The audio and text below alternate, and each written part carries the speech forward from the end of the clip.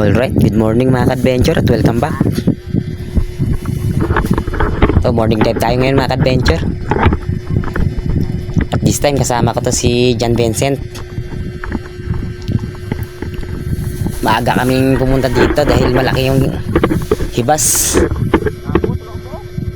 Doon tayo sisisid sa dulo. Sana makadali tayo mga ka-adventure. Samahan nyo kami, sana suritin kami sa araw na ito. Alright, let's go.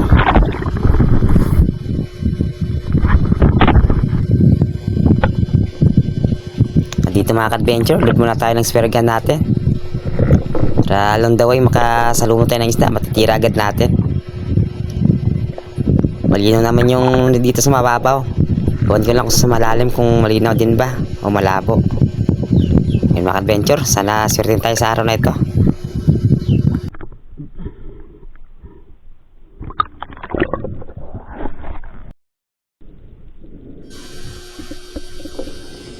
At ito mga adventure, first drop natin dito. At ito yung unang isda natin.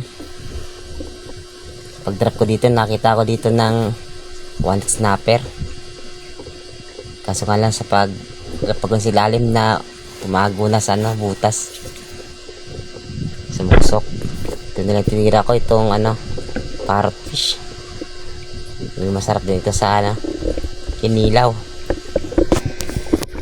Ang isda natin mga adventure, isang parrotfish. Good size na parrotfish.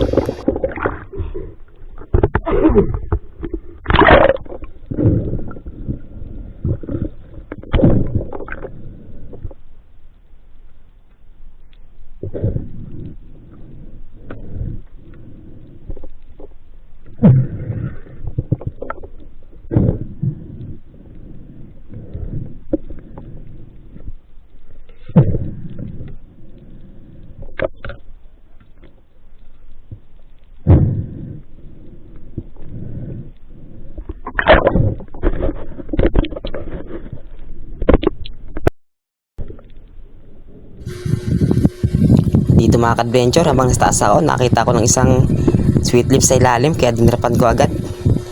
Malaki na ito mga ka-adventure.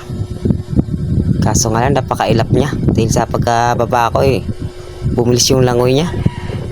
At munti ko na sanang matira ito. Sayang. Laki na sana na sweet leaves yun. Kaya move na lang tayo dito sa isda na ito. Tapos ito mga ka-adventure, lumipat kami ng ibang spot.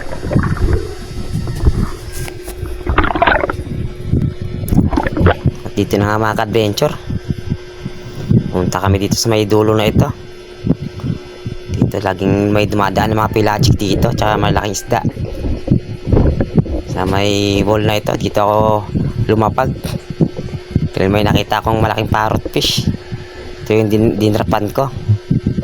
At di ko namalayan mga ka-adventures, paglingin ko sa may kanan ko, napakarami palang big eye tribali at ang lalaki pa. Kaya nag-visual ako dahil lumayo, nilapitan ko. Akala ko hindi ko na matitira to. Dahil akala ko lalayo na. Buti na lang dun sa baba, dun lang sila paikot-ikot. Kaya nilapitan ko na lang.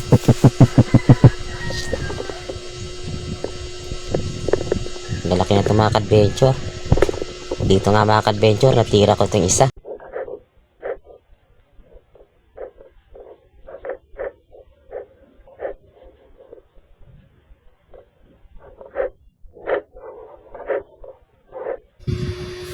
At dito mga ka-adventure, nakapili na ako ng titirahin.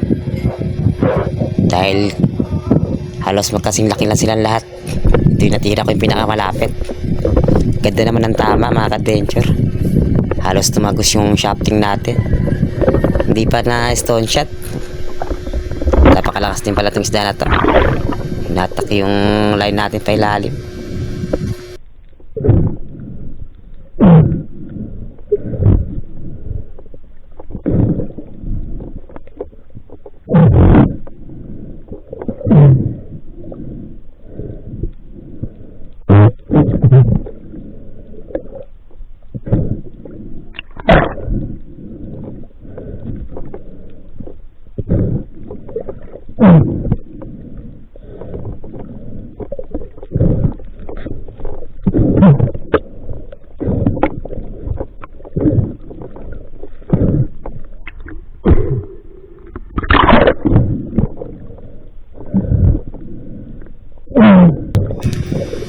At dito nga mga ka-adventure, nanghina ng isda.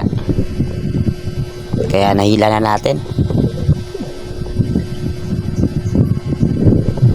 Sa wakas nakaanak din tayo ng Big Eye Trevally. Kamis na nakita ng ganitong isda mga ka-adventure, kasi nga napakailap nila. Kaya lang tayo nakatira talaga.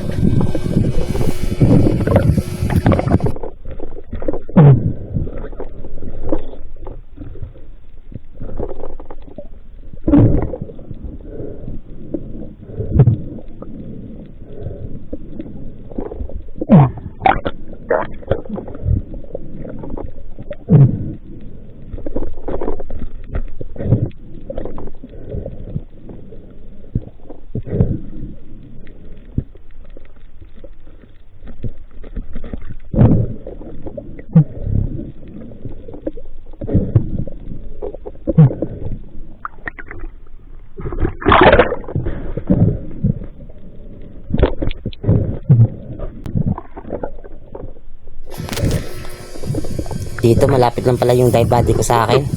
Kaya sinabihan ko siyang puntahan yung napanaan ko, baka sakaling bumalik pa yung mga kasama. Kaya nagmadali siyang pumunta doon.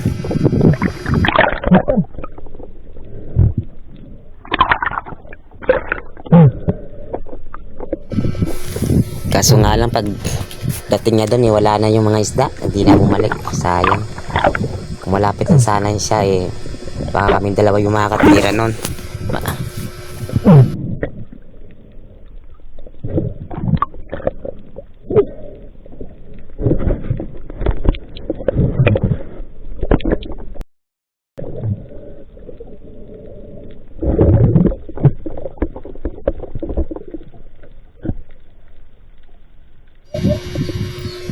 At dito mga ka-adventure, nakita ko isang rabbit fish na nanginginain sa may malaking bato na to, kaya dinrapan ko agad. Kaso nga lang sa pagtira ko hindi tinamaan dahil bend pa pala yung shafting natin. Natapos ito, inayos ko muna, tinuwid ko.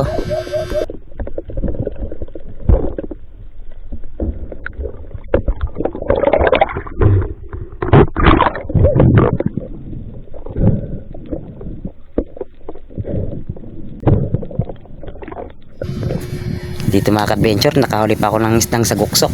Saguksok yung tinatawag dito sa amin. Pinakawalan ko na lang dahil maliit pa. Sarap sana ihawin nyo kung malaki na. Kaso nga lang maliit pa, kaya pinakawalan ko na lang. At dito mga ka-adventure, pumunta na ako sa gilid dahil pauwi na ako nito. At dito nakita ko na isang rabbit fish, kaya natira ko ito. Tagos may bato. Magpadagdag na rin to sa huling isda natin. Sarap itong sabaw tsaka prito o inihaw. Nauna na pala akong umuwi sa kasama ko dahil yung kasama ko mamayang hapon pa daw siya uuwi. Dahil hindi tayo makapamana ng matagal dahil pupunta pa tayo sa bukid. Kaya laging quick dive lang yung pamana natin.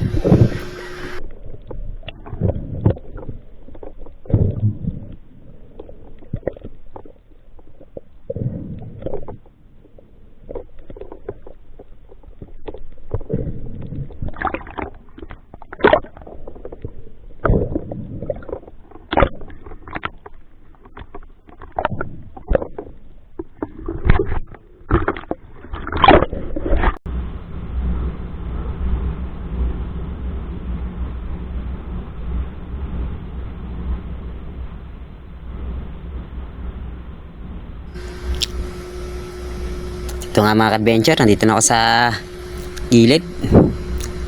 Ito na yung mga nahuli ko. Naka-blessing tayo ng malaking Big Eye Trevally. Okay, mga ka-adventure, hanggang dito na lang. Kita-kita ulit tayo sa mga susunod spear fishing adventure ko. Maraming salamat.